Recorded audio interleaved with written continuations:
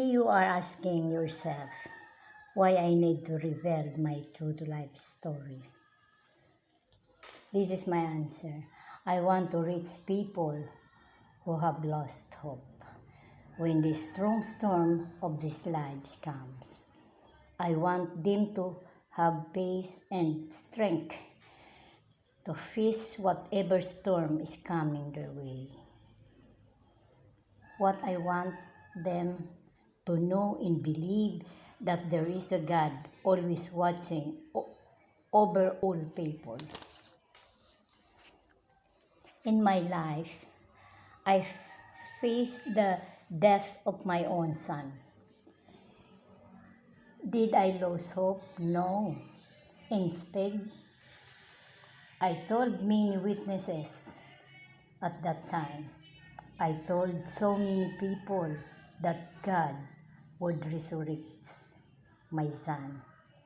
God brought my son to life. So many believe that God is alive.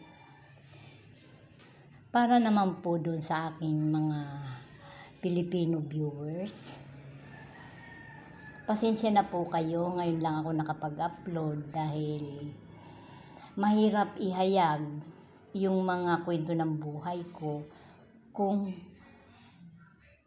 sa eksaktong pangyayari ihahayag ko sa inyo. Dahil kahit paano masakit sa puso ko yun. Pero ito lang ang masasabi ko sa inyo. Lahat ng nawasak muling nabuo dahil may Diyos akong pinapaniwalaan. Sana patuloy kayong mag-subscribe ng aking channel at para ipagpapatuloy ko naman kayo ang lakas ko, ipagpatuloy ko ang kwento ng aking buhay. Nagpapasalamat ako sa inyo na sinubaybayan nyo dahil ito po ay totoong nangyari sa aking buhay.